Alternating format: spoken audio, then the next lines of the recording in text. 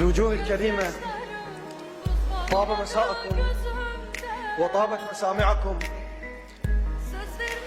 شكرا لجمعية صدى الإحساس المتمثلة بالشاعر رياض الراشدي والشاعر الغايب الحاضر قاسم الربيعي. شكرا على الدعوة وشكرا على حسن الضيافة. شلون؟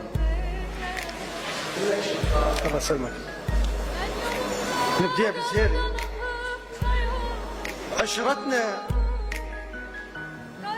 عشرتنا صفنا ونظر مثل الركب حافلة مليانة هم وعتب بس بالزعل حافلة ملقانة جف بهو وصعبة الهو حافلة كسلان صعب وسهل قاضيها له بس سرد وكل معنى ماله بحكي وكل الحكي بس سرد محتاج لوية قلب لوية هجر بس سرد من ينعدل ينصلح نرجع ركض حافل.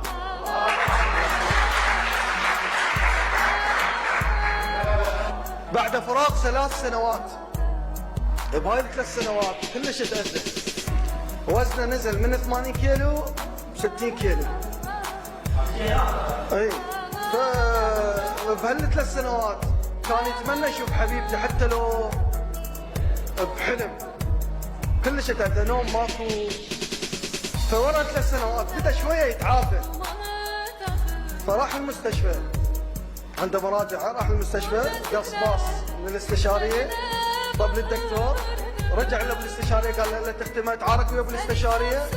رجع تو يريد يطلع راح الصح عليه صاحب صوته مرتين 3 التفت لان هي حبيبته فقالت له انا كنت متبع عليك اشوفك شلون تتعارك شلون هذا شو اسمه جيت عليك. فهو بقى كلها تباروا عليهم هاي البوسه بالاستشاريه كلها تباروا عليهم. اخر شيء قال له روحي هو يرجف وهي ترجف. فاقول بين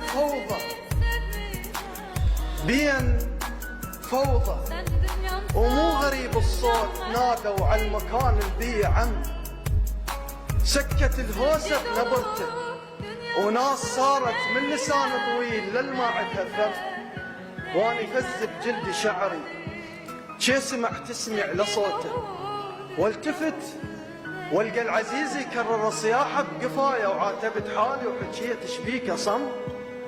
المهم والتفت والقى العزيز يكرر صياحه بقفايا وعاتبت حالي وحكيت شبيكه صم. المهم احنا التقينا وما بقى بشرياني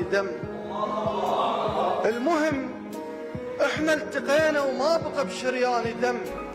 فضضينا وقمت احس افكاري نظفت والزم بروحي وعاين اني نفسي بس احس مخلوق هسه بلا يهم بمكان الناس مرضى واحنا صاحين بنظرهم حولوا كل عين شفه وما كفوا وشمونا شم. الزمن بمكان الناس مرضى واحنا صاحين بنظرهم حولوا كل عين شفه وما كفوا وشمونا شم. الزمن صيف وظهر حر بجهنم انا احس امطار تنزل والشتاء بتقويم تم. من صلة رحم ايش كثر ناس تتفرع لا يعد بيها اللي يعدها ولا حصل بيها الحصاه ومن وقف وياي يحس مخلوق منه ولا اللي خال ونسل لا عندي عم. كنا حلوين انتسامر يمنا مخطوبين هسه قطعوا الكلمة بحلقهم صدوا يشوفون بينا واسمع بصوت الخطيبة تقول له هذا يحبها كم.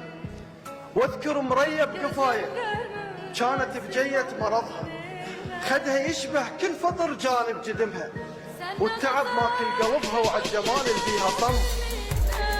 خدها يشبه كل فطر كان بجدمها والتعب ماكل قلبها وعلى الجمال اللي فيها طم. والله من سمعت حديث تنفست واللي فيها نم. كنت اقولا ليش هيك وفززتني العزيز يفزز احبابه باشاره وانت صوتك كان صدمه حتى لو قايل لحم. والله لو غيرك يصرخ لو يصح حتى انفجاري لا أفز ولا أهم. وافترقنا من الخجل مو من كفاية شوق لو على الكلام وكملينا، كلها وقفت فتحت حلوق وحواجب. لو بقينا شوية يمكن ننذبح بعيون حمرة وننخبط بالقاع دم. والأطباء هواي غاروا، الأطباء هواي غاروا.